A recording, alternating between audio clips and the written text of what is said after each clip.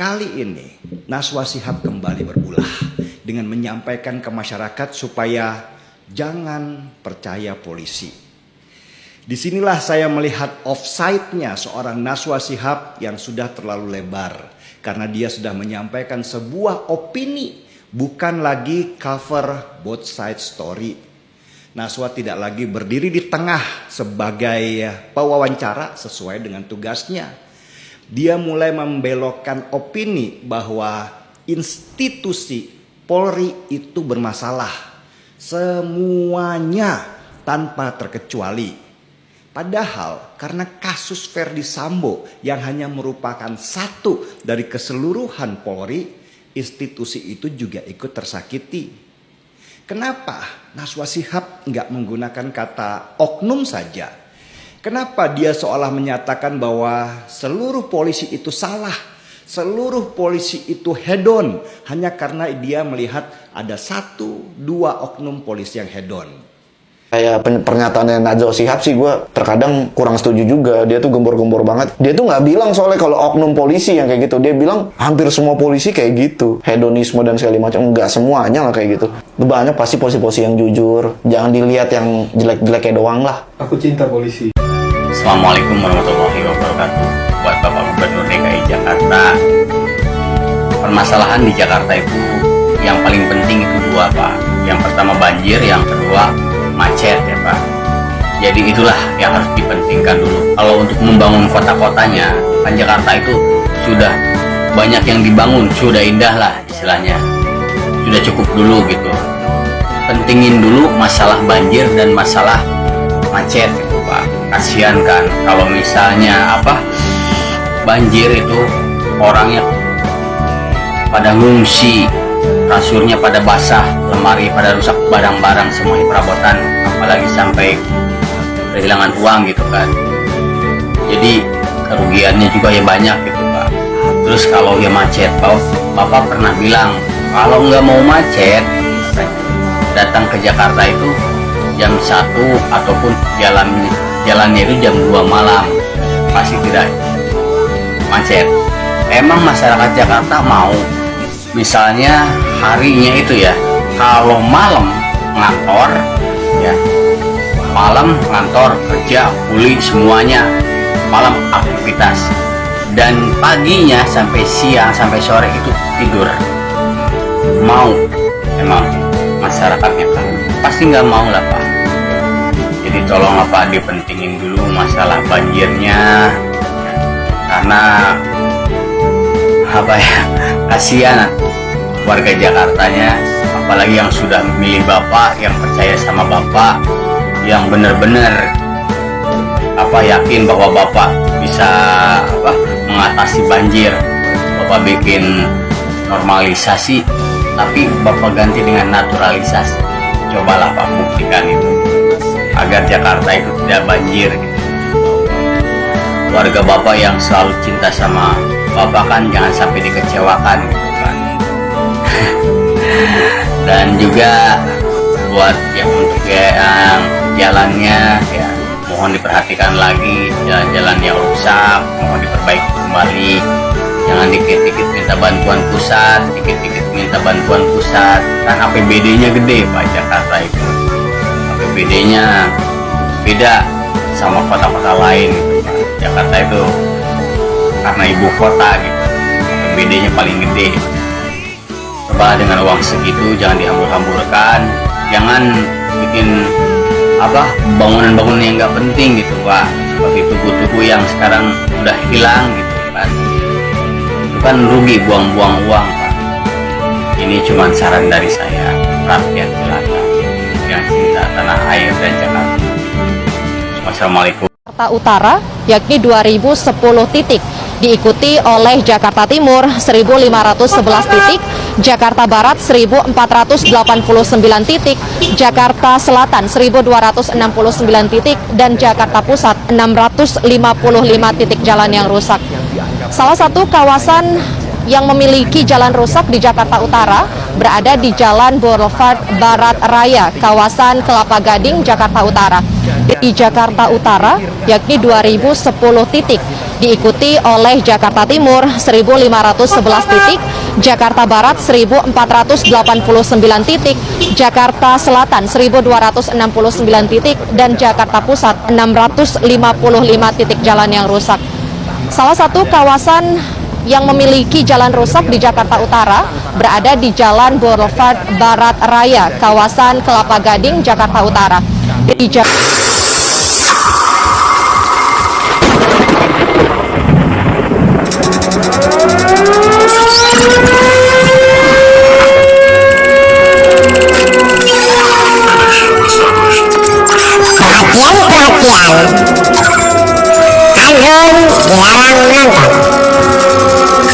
Ini channel khusus untuk orang-orang yang berotak, yang punya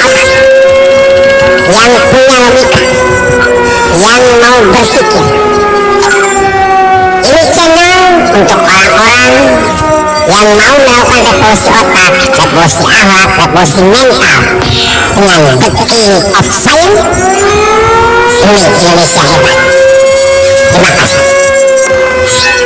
Jangan pasal kau mainkan hanya karena sama-sama darah keturunan. Halo, mbaknya. Saya baru ngeliat videonya nih. Saya mau nge-stitch ya. Perihal pembahasan pasal UUD 45 pasal 1. Semua orang bebas mengemukakan pendapatnya. Saya, mbaknya, dan Najwa Shihab sama-sama bebas. Saya tidak di sini tidak ada kepentingan apa-apa dengan Najwa Shihab. Oke? Cuma satu mbaknya. Yang ada titik poin yang menarik untuk saya men-stitch video mbaknya. Tapi sebelum saya straight to the point, saya mau bicara.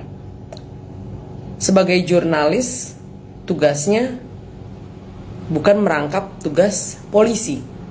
Jadi kalau ada keluh kesah dari mbaknya ini seharusnya bukan ke Najwa Shihab, karena beliau hanya, Kanana itu hanya jurnalis, bukan polisi. Oke? Jelas dong harus kemana. Nih yang teriak-teriak masalah nggak angkat Anies Baswedan, nggak angkat apa, nggak ada kewajiban. Dia jurnalis, dia mau angkat yang mana aja terserah. Gitu loh. Alhamdulillahirabbil alamin. Terima kasih banyak atas penghargaan ini. Teman-teman, hari-hari ini di tengah tsunami informasi dan virus dusta yang meracuni udara, saya percaya salah satu tugas jurnalisme adalah menggaungkan suara publik. Sesederhana itu sebetulnya yang saya lakukan dan dilakukan oleh begitu banyak jurnalis lain. Assalamualaikum warahmatullahi wabarakatuh. Om Swastiastu, Namo Buddhaya, salam kebajikan, salam rahayu. Selamat datang, selamat berjumpa lagi bersama Gus A dalam channel Tanda Tanya Politik, semakin gila semakin asik. Pernyataan kontroversial Najwa Shihab menggemparkan Indonesia. Hanya karena satu kasus Ferdi Sambo. Kenapa satu institusi yang terhormat, yang dihormati oleh rakyat Indonesia sampai dihina sebegitu rupa, dikatakan bahwa polisi ini punya gaya hedonisme.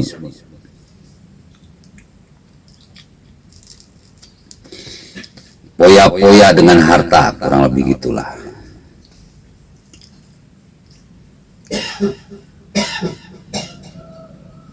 Kenapa tidak pakai kata oknum gitu kan? Gini loh, Mbak Najwa, ingat, dalam Al-Quran Allah berfirman, wa khalaqnakum azwaja, Allah menciptakan sesuatu berpasang-pasangan. Ada laki-laki, ada perempuan, ada kanan, ada kiri, ada depan, ada belakang, ada utara, ada selatan, ada timur, ada barat, ada atas, ada bawah.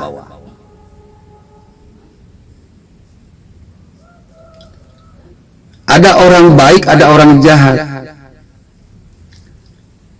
Dalam diri orang yang baik, pasti dia punya kejahatan. Cuman kejahatannya minimal. Dalam diri orang jahat pun ada kebaikannya. Tidak 100% jahat. Dia punya kebaikan. Cuman dominan kejahatannya. Di institusi Polri, TNI sama. Ada orang baik, ada orang jahat. Tergantung apa yang dominannya. Meskipun taruh banyak lah di setiap instansi pemerintah ini, orang jahatnya tetap saja. Nggak bisa dicap semuanya jahat.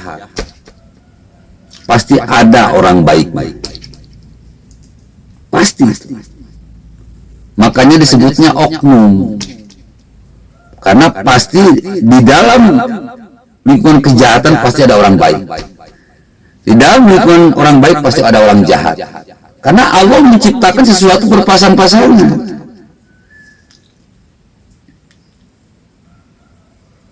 Contoh Nabi Muhammad Rasulullah Sallallahu Alaihi Wasallam. Dia terlahir di lingkungan yang jahat, jahiliyah. Terkenal paling jahiliyah, maka saat itu maka Nabi Muhammad diturunkan di sana. Ternyata ada orang baik yang mencoba merubah kejahatan di lingkungan sekitarnya.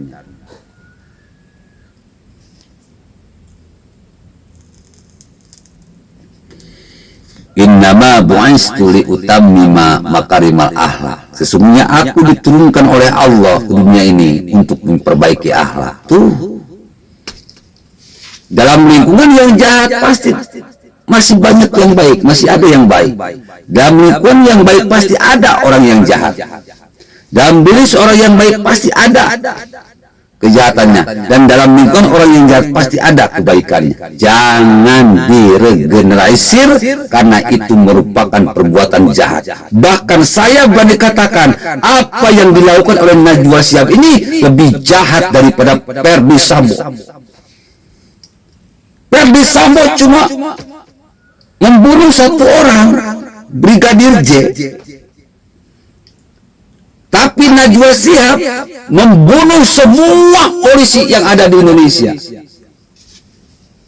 Sampai polisi latihan saja diteriak-teriak Sambo, Sambo, Sambo. Fitnah lebih kejam daripada membunuh. Apa yang dilakukan oleh mata Najwa Shihab hari ini lebih kejam daripada Verdi Sambo. Verdi Sambo yang dibunuh cuma satu orang, Najwa Shihab semua kepolisian di Indonesia terhina, terfitnah. Makanya kata Allah, orang-orang seperti Najwa Shihab ini liyahmilu auzaruhum kamilatan yaumal qiyamah wa min auzari ladzina yudhillunahum bighairi ilm. Banyak orang yang celaka karena lidahnya dan memikul dosa-dosa yang nyata di akhirat kelak, dan juga memikul dosa-dosa dari orang-orang yang sudah mereka sesatkan. Jadi mata Najwa ini memikul dosa yang nyata di akhirat kelak, bangkrut di akhirat, dan juga memikul dosa-dosa dari para pendukungnya, dari para pengikutnya. Institusi Polri tidak semuanya baik, tidak semuanya jelek. Dikatakan jelek pasti ada yang baik, dikatakan baik pasti ada yang jelek. Wa khalaqnakum azwaja, pakai kata oknum, kenapa tidak mau? Berarti ada udang di balik kata.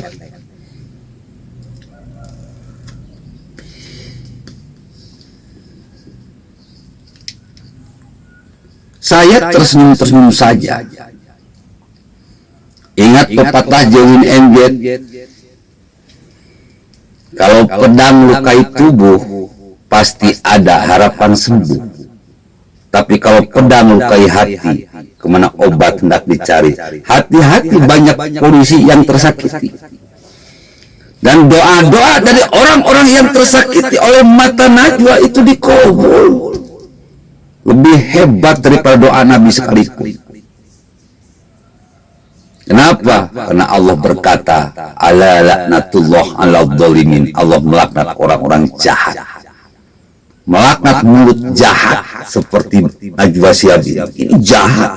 Lebih jahat daripada Ferdy Sambo.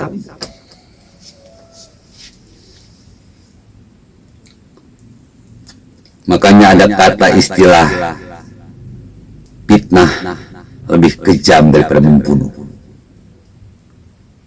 Nah, yang dimaksud virus-virus fitnah ini mata Najwa lah, Najwa Shihab lah sumbernya. Menyebarkan virus fitnah kepada kepolisian Republik Indonesia. Kenapa satu orang yang punya masalah harus institusi yang banyak orang menjadi dibuat masalah juga, menjadi terkena imbasnya? Aneh bin aja. Kalau mau kesal ke Ferdy Sambo aja, mau marah ke Ferdy Sambo aja, nggak usah bawa orang lain.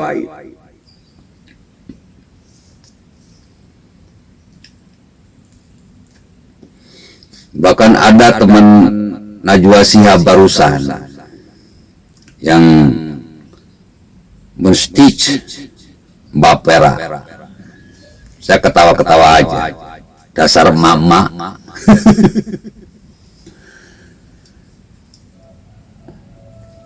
Hak Najwa Shihab dong mau mengangkat kasus apapun. Iya, betul, hak Najwa Shihab apapun mau diangkat terserah. Tetapi jangan berat sebelah. Karena yang baca itu tidak hanya yang pro, tapi juga yang kontra. Kita diajarkan dalam agama itu untuk berlaku adil. Orang yang mampu berlaku adil itu orang yang bertakwa. Jangan berat sebelah. Kasus Ferdy Sambo diangkat habis-habisan. Kasus Anies Baswedan ditenggelamin habis-habisan. Itu berat sebelah, channel. Jurnalis harus netral dong. Kalau memang seorang jurnalis yang benar, yang berjuang demi kebenaran dan berjuang demi keadilan, jangan berat sebelah. Kalau banyak yang baca kan banyak duitnya. Kalau mau berat sebelah jangan jadi jurnalis, jadi aja politikus. Boleh berat sebelah kalau politikus, memang harus berat sebelah. Kalau jurnalis, mohon maaf, harus di tengah-tengah. Kalau kasus Ferdy Sambo diangkat, kasus Anies Baswedan juga diangkat. Itu ribuan miliar buat Formula E. Udah jelas-jelas Anies Baswedan menggelontorkan dana 190 miliar tanpa ada kesepakatan, tanpa ada pembicaraan dengan DPRD. Apa itu bukan korupsi? Belum lagi kasus lebih bayar. Apa itu bukan korupsi? Apakah diangkat oleh Najwa Shihab? Kagak. Ada apa antara Anies dan Najwa Shihab? Wallahu a'lam. Sayang banget Najwa Shihab sama Anies Baswedan.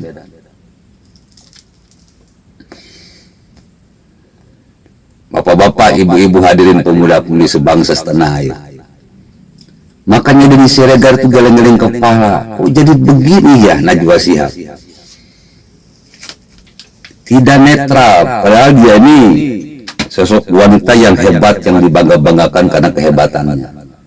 Nggak tahulah orang kalau sudah jadi kadu memang gitu. Mas Denny, jadi goblok. Kalau jadi kadu yang pintar aja jadi goblok semua. Aduh, ampun. Tuh, ada keluhan dari rakyat Jakarta. Jakarta nggak usah dibagus-bagusin, emang dari dulu juga udah bagus kalau Jakarta mah. Ini masalah banjir dibenerin, masalah macet dibenerin, masalah jalan berlobang dibenerin. Nggak usah buang-buang duit yang aneh-aneh. Permintaan rakyat cuma itu saja. Kenapa diabaikan? Apakah Najwa Shihab mengangkat? Katanya yang namanya wartawan itu mendengarkan suara rakyat. Mana? Yang pada Sambo diangkat, jalan bocor, banjir, DP 0% OKOC, macet kagak diangkat. Ini mah tuh bukan wartawan, dodol mata Najwa Shihab. Ini mah politikus berjubah wartawan. Politikus berjubah jurnalis. Udah masuk politikus saja, masuk politik saja, jadi politikus. Kalau berat sebelah mah menjadi jurnalis, biar jelas gitu maksud saya. Ini semakin lama itu semakin menggelikan. Telah tersebar virus-virus fitnah di udara. Iya, ente yang nyebarinnya. Channel. Assalamualaikum warahmatullahi wabarakatuh.